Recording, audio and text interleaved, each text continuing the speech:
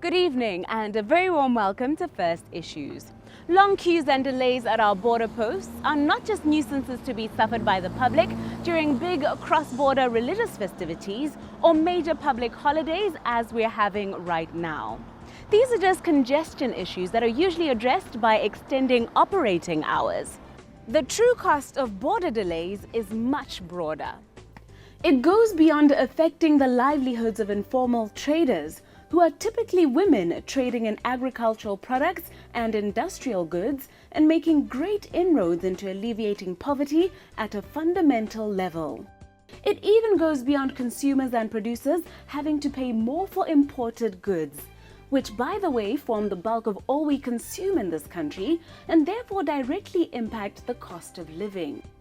It affects the very reputation Botswana is trying to build as an attractive investment destination. The Botswana Investment and Trade Center markets this country using many points. The fact that it is stable, peaceful and transparent, as frequently attested by Transparency International. The fact that the country is renowned for its sound fiscal policy, was named the second freest economy in Africa by the Heritage Foundation this year, and still has one of the fastest growth rate in per capita income in the world. Also, the government of Botswana has made allowances such as no foreign exchange controls or restrictions on business ownership, allows remittance and full repatriation of profits and dividends, and offers duty-free import of machinery and equipment for manufacturing purposes. And most notable, in light of our conversation this evening, is the fact that Botswana is marketed as a doorway to major markets, providing duty-free access to South Africa, Namibia, Lesotho and Swaziland, as well as quota-free and duty-free access to the European Union or EU markets. The importance of efficiencies at our borders cannot be stressed enough. So why is it we continue to experience the delays that so many cross-border truck drivers complain about? When we are coming to Botswana, we face some difficulties, mostly when we come during the weekends. But during the day it's better, but not like South Africa. But South Africa, the flow is continuous. You don't stop, you don't do anything. Whether by the passports, by the customs, the flow is faster than this side of Botswana. Mo bordering ya Botswana re na le problem ya hore o tla thola hore go na le line e telele. O thola batho ba thusa ke motho a le mongwe fela. Batho ba ema nako e telele khona o spenda more than 3 hours ke emetse o feel o thusiwa mo bordering, especially ka mo bordering ya Botswana. Yeah, the thing is, it's not only this on the side of the customs, but sometimes you can come when your clearing agent is knocked off. You'll be forced to sleep inside the border. You can come when the time is almost gone. Your papers won't be done. Then you'll be waiting for the following day. You see, so yeah, most of the times, the South African side it will be clear, but this side of Botswana, you find that it will be full overnight. Trucks they sleep inside because most trucks they are crammed in. Ra robala go bordering ya ra robala hangata, especially rona ba di trucker ke rona re safara ngaho ba dikoloi tse nyanyane ba bona ba khona o thola thuso ka bonako le yona kgwebo ya costa, because na re sebetsa ka magura thola hore mo o tshentse o ye go teng ba kwala filling station ba emetse wena o letse fa. The causes of the delay, I don't know much about it, but the only delay which I can see that is just happening deliberately is the side of immigration, whereby you have to fill a form, mostly to us foreigners. You have to fill a form manually. You give the immigration officer, then she will start putting it in the system and the like. Where is South African side? You just come in person. When they come in person, they just take your passport. When they take your passport, within some seconds you will be gone, you see. They just enter your name in the system and then within some seconds you'll be gone. It's unlike Botswana, you have to fill some forms. After filling the forms, there are some registers, you must fill those registers. So, in fact, all the things of Botswana side, they drag time and it's not easy to cross the border of Botswana. it takes time. It needs time. I mean, you should be patient, you see. And you find that most of the drivers, when you are given a trip to come to Botswana, you see, you start getting sick from Johannesburg. That by the time I reach Botswana side, I'll end up sleeping in the border that time. Mostly when it's weekend, it's the west. And the water also, you know, this side of Botswana, there's no water. The delays are there and there's no water. The sanitation is poor. So, you know, it's very bad. Because you sleep inside the border, no toilet, no water, nothing to drink. If you don't come with the water from South Africa, then it's up to you. You'll be in trouble. Abaga cancel nto ya o tlatsa di form ba scan passport ke bona ka re ka ba botoka. Join us this evening as we present to you what we here at First Issues discovered when we looked into the matter. Welcome back to First Issues, as this evening we continue to look into the damaging delays experienced by freight truck drivers at different entry points into the country. Let's take the busiest regional transit link in Eastern and Southern Africa, the Beitbridge border post, as an example. It forms the main axis of the north-south corridor, linking South Africa by road and rail with Zimbabwe, Botswana, Zambia, DRC, Malawi, Tanzania and northern Mozambique. The South African Institute of International Affairs found earlier this year that while 400 trucks pass through the Beitbridge border every day, they are often delayed by up to 3 days, and that for each day's delay, a truck driver needs $400, which translates into an increase in the price of the transported goods. Apart from the frustration of having to wait for hours, visitors are said to most likely have to endure the foul smell emanating from a trailer tractor loaded with rotting eggs and other perishables left in the sun as they struggle to be cleared in time. The study also noted that crime is rife at the border, as transporters often bribe corrupt Zimbabwean officials to get the necessary documentation. There are also complaints from the much-touted Trans-Kalahari Highway, which is meant to drive the Walvis Bay, Botswana, Gauteng, Maputo development corridor, where heavy vehicle operators have expressed the opinion that both border posts along this route should be, as a minimum, open between 6 a.m. and 10 p.m. to give the drivers more time to cover the long distances involved. This will also make the highway more competitive with the alternative route through southern Namibia, where border posts are open 24 hours a day. Drivers are also eagerly awaiting the construction of a bridge at the Kazungula border ferry, where they say if one of the ferries breaks down, they can spend up to 4 days waiting to cross over, costing those that get paid per trip valuable earnings. Another downside reported from Kazungula is that thieves break into trucks waiting overnight and steal diesel and groceries because there's no secure area provided. There are therefore a myriad of causes and resulting consequences to be investigated. And my co-presenter Bonolo Maletsane sits down with the Director of Customs from the Botswana Unified Revenue Services, or BERS, Podiso Valencia, to find out their view as to the main causes for these delays. The first thing that I'd want us to look at is that on a daily basis,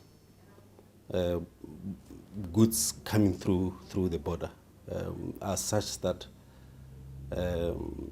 we process a truck every 30 seconds. That is because, you know, when you look at the past 2 years, the number of trucks coming through our borders on a daily basis moved from 1.7 thousand to 1.9. And therefore, that's the first thing that we need to look at. That is to say that the level of trade over the years has been increasing. Secondly, you know, one of the things that would contribute to there being delays, if I may use that term, is that we also are a country that is experiencing a high surge of cross-border crime. Now, when you put that against the fact that Botswana consumes 80% of what imports 80%. The consumption that we undertake as Botswana, 80% of it is imports. And therefore, when you put those three side by side, it means that we are invariably going to have to deal with, delays at the borders. If I was to look at cross-border crime, for instance, we have, even just past the past week, we've had to deal with a case where somebody was smuggling 1.7 million pula into the country. We've had to deal with instances where drugs have been smuggled into the country, and we've been able to intercept those. Now, what I'm trying to say is that as much as we admit that the rate at which we are processing trucks could be improved, we also have to balance that with the need to protect the society of Botswana against some of the cross-border crime that we are experiencing. If you are also to look at as I've indicated, the level of trade, we are dealing on a yearly basis with goods that are valued at over 120 billion pula. Now, if you have officers on the ground dealing with that level of trade, who are also worried about, the fact that we need to protect the society, we're going to get that. The other thing that I think we also need to always be bearing in mind is that the revenue service contributes about 70% of government revenue. We are supposed to collect just this year 36.8 billion pula for government. Now, these are monies that would come, amongst other things, through our borders. And therefore, we need to, unfortunately, we need to have to deal with that as customs at the borders. And the result is that in certain instances, there are going to be delays. The process involved in declaring goods is the focus of the challenge in terms of what the general public experiences, especially with regards to commercial goods. On the South African side, it appears everything is done electronically, whereas in Botswana, the main concern is that everything is done manually. What can be done to enhance? Because surely part of the reason is because we are still capturing manually. Yes, unlike in other countries, Botswana still has not commenced the electronic transaction law. So what we are faced with, unfortunately, is that every transaction that is undertaken at our borders, as is the case with any other vendor in the country, that needs to be also captured on a manual basis, because if anything was to happen and somebody was to approach courts, for example, electronic evidence is still not admissible in our courts because the legislative framework is still not there. So you would perhaps be aware that, where customs transactions are concerned, we have an IT system where traders are able to input and declare on an electronic platform. But because of the legislation, they also have to then duplicate that on a manual basis. Now, that is a concern that we are alive to. Now, what heartens us is that a law on that basis has been passed. We are advised that it will commence as soon as the appropriate regulations are put in place. And in preparation of that, the Revenue Service, as I've indicated, already has an IT system. But we have also done three things that we'd want to put into effect as soon as that legislation is passed. The first thing is that as much as we have an IT platform, it is not a web-based platform. We have recently awarded a tender for a company that would come and install a web-based system to enable whoever would want to interact with us as far as cross-border trade is concerned, to be able to do that at the comfort of their offices, their homes, or wherever, without having to go to the border to do that.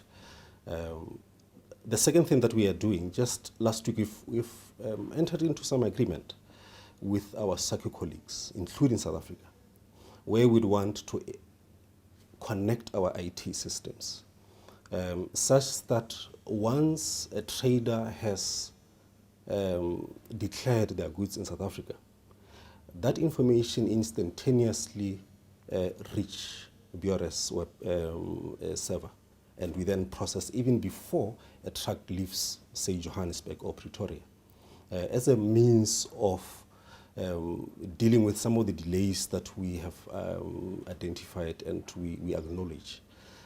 The third thing that we have done in the whole of 2014, we were developing a new customs legislation, which, amongst other things, would want to maximize and leverage more on ICT framework.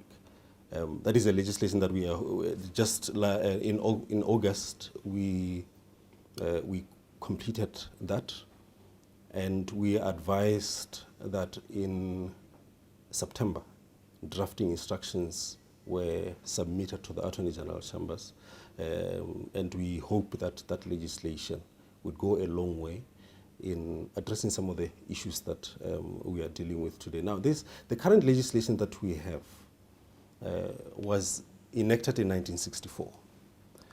That was before the business environment was what it is currently, and therefore it does not answer some of the ambitions that we have at the Revenue Authority, some of the concerns that the business community would like to address, and we're hoping that this new legislation that we'd want to take to Parliament would see the light of day. Speaking of business, there is a concern for business owners that truck drivers or carriers of commercial goods end up taking so long at the border posts with the clearing process and partially the immigration process as well, that they may arrive at the place where they need to deliver either after business operational hours are over or at a time when it's a bit too late to make the delivery. What can be done in the interim between now and implementing that system to ease the process for the people who need to deliver the goods? I think one of the things that we can be proud of as Botswana is that where customs is concerned or trade across borders is concerned, is that in 2012 we were rated by the World Bank as 151 out of 183 countries across the world. And right now, as we speak, we are rated 51 out of 189 countries. Now that says that as far as our controls, our processes at the border, we have, between those few years, we have overtaken 100 countries. Now, I think what we are saying is that we continually improve our processes. One of the things that we are, dealing with and are engaging our partners is to introduce a concept called coordinated border management. Now, what that means is that all agencies of government who necessarily have to intervene in terms of providing service at our borders would want, going forward, those to be streamlined and reduce some of the duplications that we normally see at the borders, such that one agency or two agencies of government would be at the front providing service, with others providing back office services as appropriate. where, for example, where truckers are processed. What we'd want to do is that instead of there being a customs officer and an immigration officer, we'd want customs officers to be sitting in that office, doing customs work and doing immigration work. And on the main terminal, for example, in Tlokweni, some of the arrangements that we are working on with our sister departments in immigration is to say that instead of having customs and immigration sitting in that terminal, maybe the time has arrived for immigration to handle both customs and immigration duties. Of course, that would need to be supported with appropriate training and guidance and an appropriate awareness for members of the public. Now, those are some of the things that we are working on in the interim going forward, with a view that we improve the rating that I've just highlighted. Because like we say, it is our view as the Revenue Service that business and trade play a very critical role in the development of this country. And therefore, to the extent that we can support their activities, we will do everything possible to do that. Now, one of the things that I've indicated again that I've said have continually create problems in terms of creating delays is that some of the trucks, not all of them, we found that they are involved in illegal activities where they smuggle goods in and out of the country, including narcotics, including wildlife, game products, arms and ammunition, and that has led to even domestic crime. So as a way of assisting us to reduce on the time that we take to look for that, we are engaged in negotiations with the South African Revenue Service to build sniffer dock capabilities within the Revenue Service. And we believe that in a few months that will come to fruition because we are at an advanced stage of those negotiations.